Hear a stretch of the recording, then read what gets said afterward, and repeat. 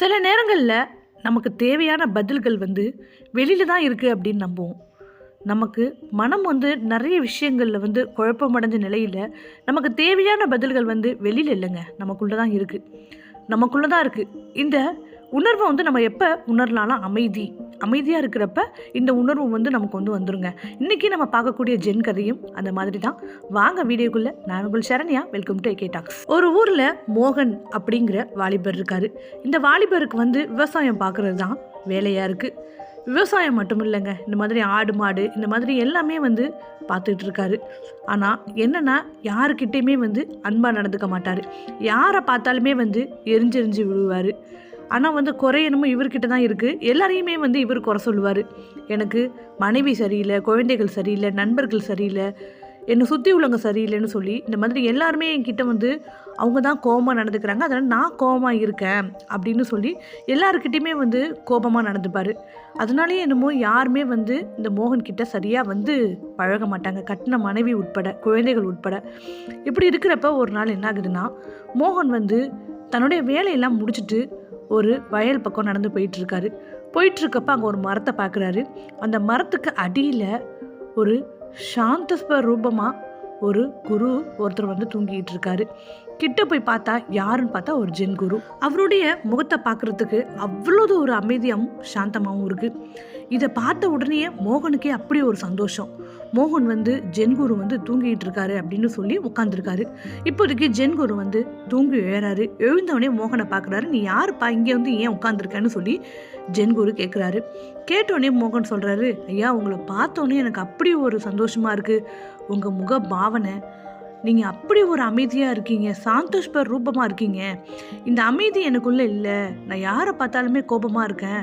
அந்த மாதிரி என்கிட்டையும் எல்லாருமே கோபமாக தான் நடந்துக்கிறாங்க அப்படின்னு சொல்கிறாரு. இதுக்கு இந்த கோபங்கள்லாம் மாறுறதுக்கு எனக்கு ஏதாவது ஒரு உபாயம் இருந்தால் சொல்லுங்களேன் அப்படின்னு ஜென்குரு கிட்ட மோகன் கேட்குறாரு. ஜென்குரு வந்து சரி, நான் சொல்கிற கதையை நீ உன்னிப்பாக கவனித்து கேளு அப்படின்னு சொல்லி ஒரு கதை ஒன்று ஜென்குரு சொல்ல ஆரம்பிக்கிறாரு. அது என்ன கதைனா, ஒரு ஊரில் ஒரு வில்லாளர் இருக்கார். அந்த வில்லாளர் வந்து அந்த நாட்டிலேயே பெரிய வில்லாளன். அவனை அடிச்சுக்க ஆளே கிடையாது. அவன்தான் வந்து வில்லில் போட்டியிட்டாலே அவன்தான் வந்து எல்லாத்துலேயுமே வந்து வெற்றி அடைவான். இப்படி இருக்கிறப்ப அந்த நாட்டுடைய ராஜா வந்து இந்த வில்லாளனுடைய திறமையை கேள்விப்பட்டு ஒரு போட்டி ஒன்று அறிவிக்கிறாரு. என்ன போட்டினா, இந்த வில்லாளனை யார் வீழ்த்துறாங்களோ அவங்களுக்கு தக்க சன்மானம் கொடுக்கறதா வந்து அந்த ராஜா வந்து அறிவிக்கிறாரு. இதை கேள்விப்பட்ட உடனேயே இந்த வில்லாளனுக்கு வந்து கை காலில் நடுக்கம் கண்டு போதுங்க. எப்படி குறி தப்பாமல் ஒரு வில்லை வச்சு அடிக்கிறாரோ அந்த குறி எல்லாமே வந்து இப்போ தப்பி போகுது. ஏன்னா அவருக்கு வந்து பயங்கிறது வந்து ஒன்று வந்து அவர் உள் வாங்கிட்டாரு. ஐயோ, நம்மளை நம்பி வந்து ராஜா போட்டியிட இந்த மாதிரி ஆணை பிறப்பிச்சிட்டாரு அப்படின்னு சொல்லி பயத்தை வந்து இவர் உள்வாங்கிட்டாரு. அதனாலே என்னமோ இப்போ வைக்கிற குறி எல்லாமே வந்து தப்பி போகுது. இது வந்து அந்த வழியாக போன ஒரு முதியவர் வந்து பார்த்துக்கிட்டு இருக்காரு. கிட்ட போய் இந்த வில்லாளன் கிட்ட, ஏன்பா முன்னாடி நீ எப்படி விடுவ, எதா இருந்தாலும் கரெக்டாக அடிப்பியப்பா, ஏன் இப்போ வந்து இந்த மாதிரி குறி உனக்கு தப்பி போகுதுன்னு சொல்லி கேட்குறாரு.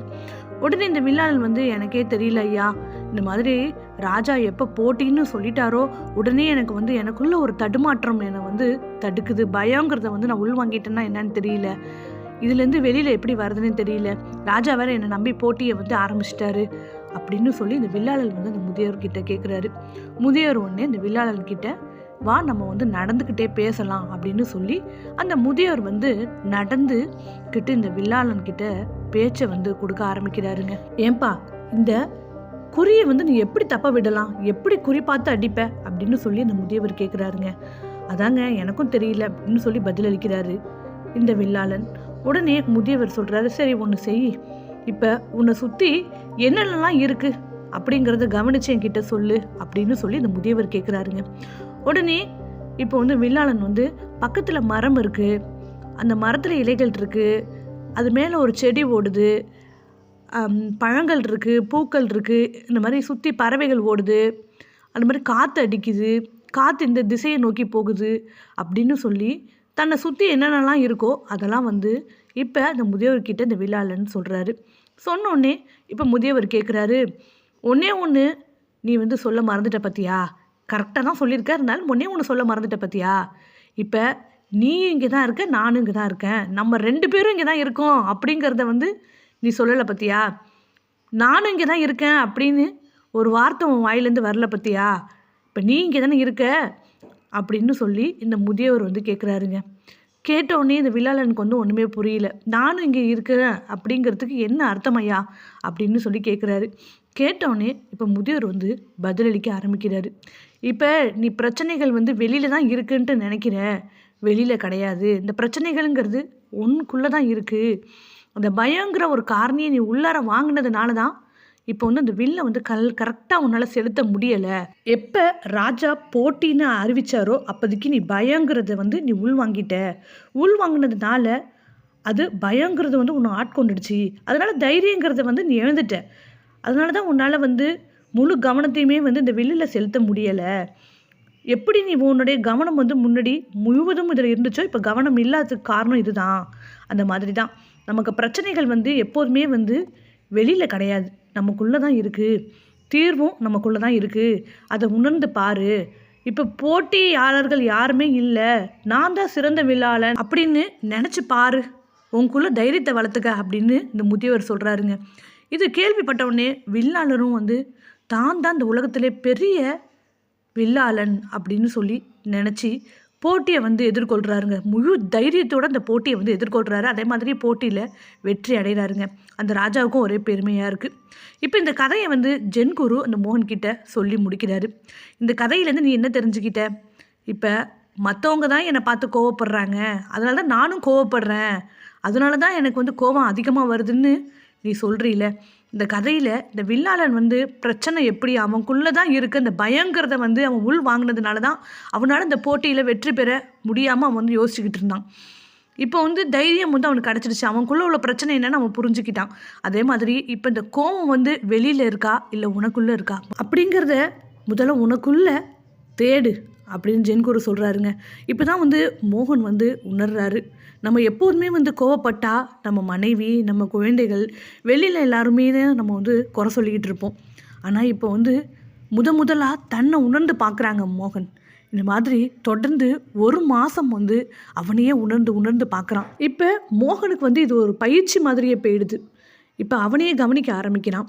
கோபங்கிறது வந்து அவனே அறியாமல் கொஞ்சம் கொஞ்சமாக அவன் வந்து விடுற மாதிரி இருக்குது. வெளியில் மனைவியாகட்டும், அவனோட குழந்தைகளாகட்டும், உறவினர்களாகட்டும் தானாக வந்து மோகன்கிட்ட பேசுகிறாங்க. எல்லாத்தையுமே வந்து அவன் உணர்ந்து பார்க்குறான். எல்லாத்தையும் உணர்ந்து பார்த்துட்டு ஜென்குருக்கு மனதார நன்றியவும் சொல்கிறான். இந்த கதையில் வர மோகன் மாதிரி தாங்க நமக்கு வந்து பிரச்சனைகள் எப்போதுமே வந்து நமக்கு வெளியில் இருக்குது அப்படிங்கிறத வந்து நம்ம ஃபிக்ஸ் பண்ணி வச்சுருக்கோம். நிறைய பிரச்சனைகளுக்கு வந்து தீர்வு நமக்குள்ளே தாங்க இறைவன் வந்து அமைச்சு வச்சுருக்காரு. இந்த எப்போ வந்து நம்ம உணரலான்னா நமக்கு வந்து மன அமைதி வந்து அப்போ இருக்கணும். மனசை வந்து அமைதி நிலையில் இருக்கிறப்ப எல்லாத்துக்குமே வந்து நமக்கு வந்து சொல்யூஷன் கிடைக்குங்க. நிச்சயம் எப்பேற்பட்ட பிரச்சனையாக இருந்தாலும் எல்லாத்துக்குமே வந்து மனம் வந்து அமைதி அடைந்தால் எல்லாத்துக்குமே நமக்குள்ளேருந்தே விடைகள் வருங்க. இந்த கதையில் வர மோகனுக்கு மாதிரி. இந்த கதை உங்கள் எல்லாருக்குமே பிடிச்சிருந்துச்சுன்னா வீடியோக்கு ஒரு லைக் கொடுங்க. இது வரைக்குமே சேனலை யாராச்சும் சப்ஸ்கிரைப் பண்ணாமல் இருந்தீங்கன்னா சேனலையும் தயவுசெய்து சப்ஸ்கிரைப் பண்ணுங்கள். இது வரைக்கும் இந்த வீடியோ பொறுமையாக பார்த்தவங்க எல்லாருக்குமே கோடான கோடி நன்றிகள். தேங்க்யூ.